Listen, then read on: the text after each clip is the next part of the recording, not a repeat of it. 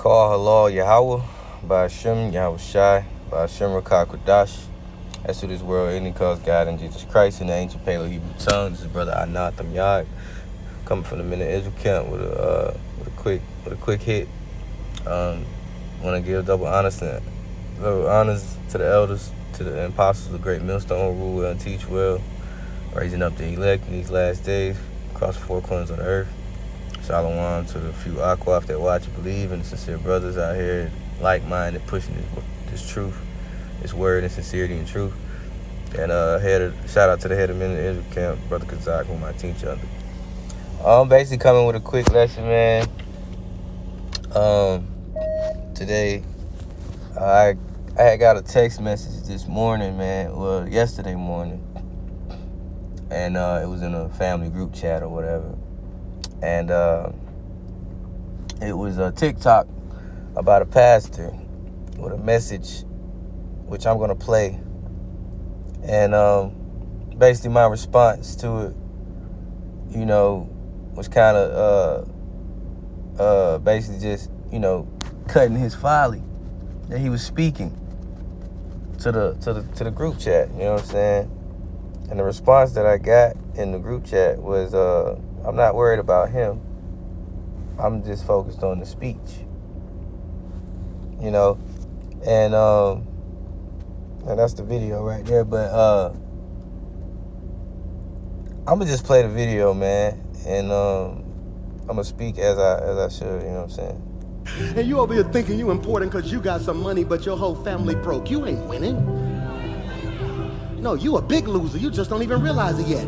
You're going to be broke again. This is why I'm praying that God bless my team. Because if God give you some money, but don't nobody in your circle come up with you, they going to end up draining you so much that you're going to lose what God gave you.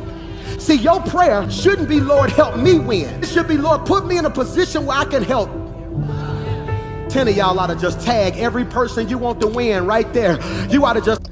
First of all, this is something that a lot of these pastors do that I don't like in the church, because these pastors are well paid, right? But yet they constantly preach these motivational speeches about being blessed with money, praying for money, having the congregation praying for materialistic things, praying for money to buy a new car, buy a new house. All these things are materialistic, man. These are not the things that the Lord is really expecting for you to pray for, man. You know what I'm saying? Now you might pray, our brother might pray that he find another job. He might lose a job. He might pray to the Lord, hey, find me this job. Or he might have car problems. He might pray to the Lord, hey, and I'm talking about the true worshipers of the Lord, man. Because we go through things and we pray that the Lord, finds a way for us. But this is the way he's speaking, as if these congregations just praying for the things that they want from their own heart, man. Not things that they need. These are just materialistic things that they see the wealthy have, man, and they want. You know what I'm saying? And that's a curse that we are under too, because the Lord said we would be in want of all things, man. And then you go into the church, and that's a lot of the things that you hear, But he's also putting it in himself. He's saying that if you're winning, then your circle must be winning. And that's not true. That's not true. Everybody's lot is different. You know what I'm saying? Proverbs, matter of fact, let me get Proverbs right quick. Proverbs 20 and 24, man. The Lord said, the Lord said, man's goings. Yeah, Proverbs 20 and 24, it says, man's goings are of the Lord. How can a man then understand his own way?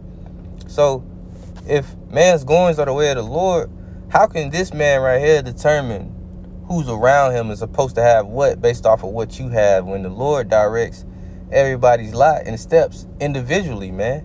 No one on this earth will have the same lot and have the same trials and tribulations that's put in front of them, So that's folly right there too. because you preaching that whoever's around you have to receive the same blessings that you've received, man. That's nowhere in the scriptures, man. You know. Tag him and shout, with or without your permission, you winning this year. I'm finna go so hard for what God showed me. With or without, he said, tag your neighbor and say, with or without your permission, you winning this year. Like they have control of that. Like I just showed you, the Lord said, man's goings are the way of the Lord. You don't have control of, you up here prophesying and trying to give these motivational speeches telling people that what, you know what I'm saying, basically, that they basically control their fate, man. That they control their lot or what's coming to them.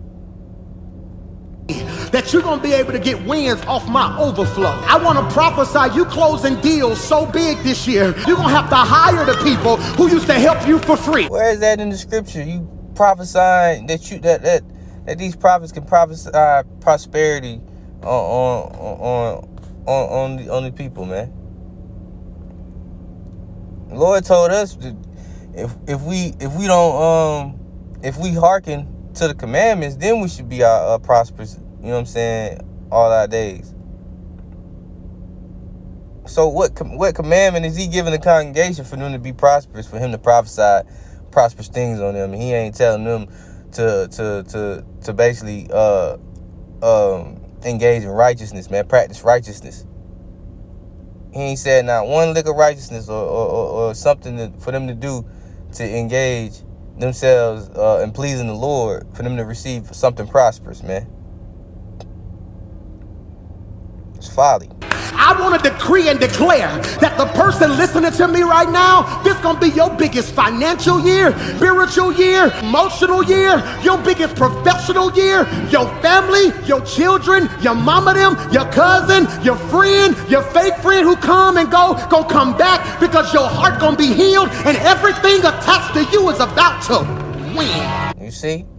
And this is all they do, these pastors, man. This is why the Lord is not dealing with these churches, man. He's just selling people motivational speeches and getting them in their emotions, man.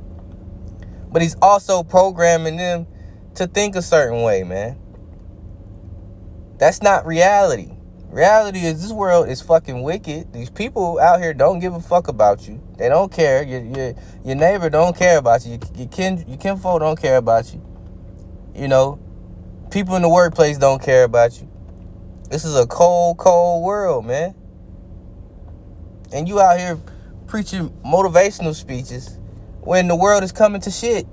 Talking about praying for a prosperous year when the fucking economy is about to fall. It's fall. The dollar just collapsed. We got a media blackout, and America's not trying to broadcast what's going on with the BRIC nations and their new currency. And you got pastors like this that's, you know what I'm saying, over here trying to prophesy and preach prosperous ways on their congregation, man. When we're not in the time for that. This bitch is about to fall, man. This is about to fall. This kingdom is about to fall, man, drastically, man. You know, and I'm gonna go. I got a few scriptures because no preacher you go to church to, man, gonna be able to prophesy riches into your pocket, man. That's not even possible, man. I mean, that's not possible.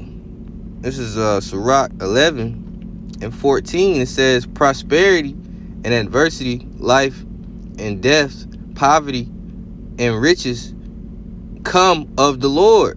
You see? These things don't happen unless the Lord gives it. These things don't happen unless the Lord allow it, man. Not because your pastor stood up in the pulpit and said, sister, you gonna get this house. You gonna have the biggest financial gain of the year this year. You know, you gonna have the biggest blessings this year. Meanwhile, this nigga up here probably got $1,000 suit on, $200 shoes on, a bunch of gold jewelry on, probably drive a big boy Benz, his pocket's fat off of your money, off y'all, off of his congregation. You know, and this is what I replied to the message. Like, yeah, I said, yeah. Meanwhile, he rich off his congregation, but you preaching that you need to help your circle, but probably ain't even helping. I'm not gonna be a false witness, but 9 times out of 10, in my opinion, I don't think he's helping his congregation with his money. He ain't giving his money away, man.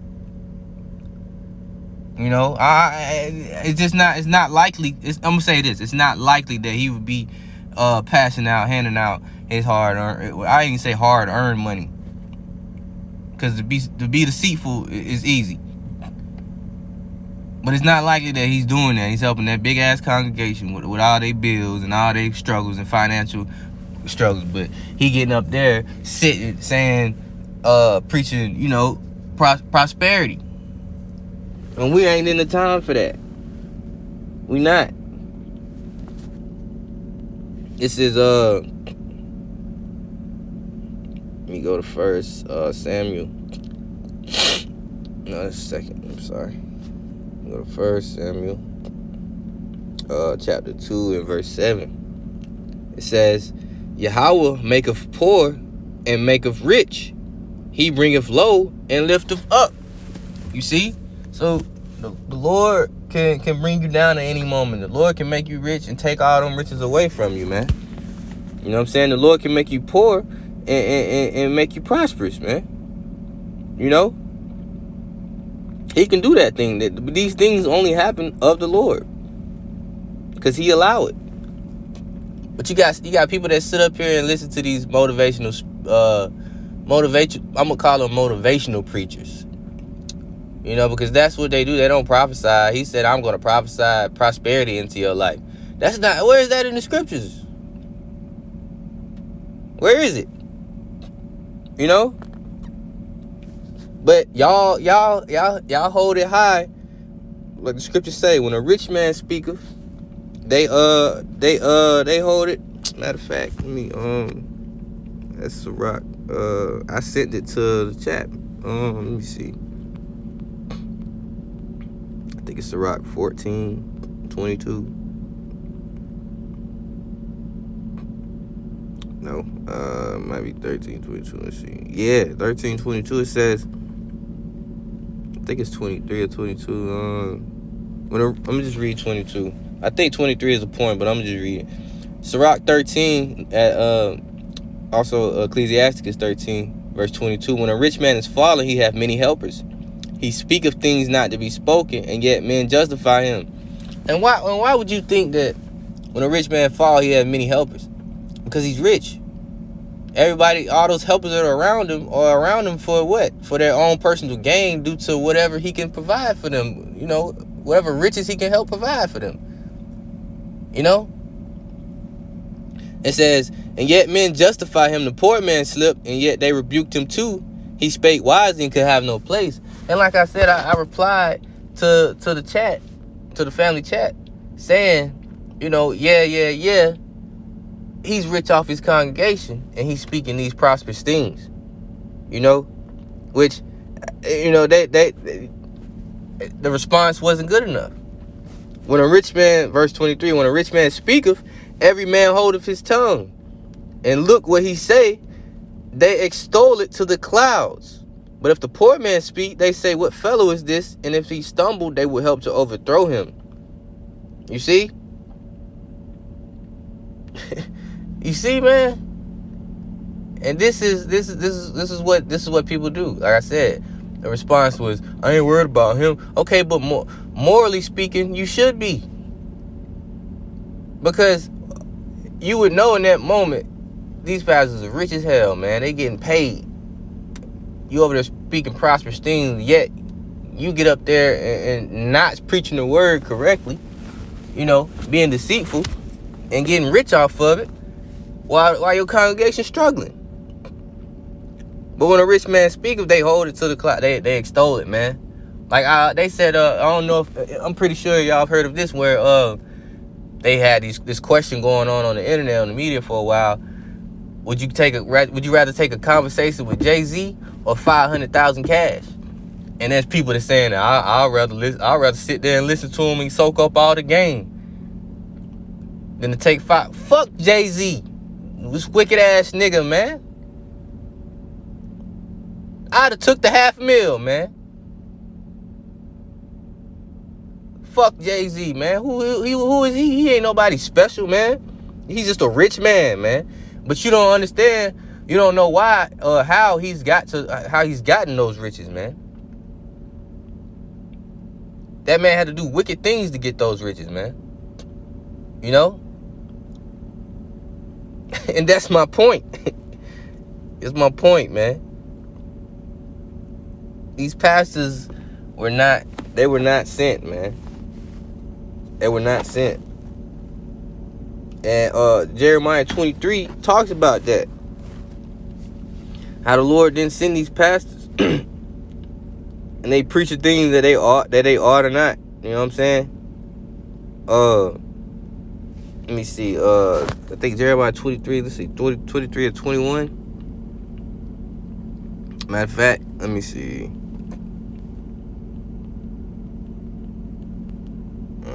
Just like it.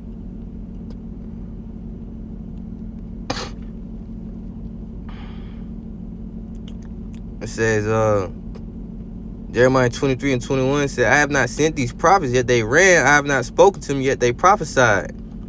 But if they had stood in my counsel and caused my people to hear my words, then they should have turned from their evil way and from the evil of their doings. You know? Basically, man, yeah, like, it's that people are not profiting by having the pastor sit up there and prophesy prosperity to them, man, when we in a world full of shit right now. You know?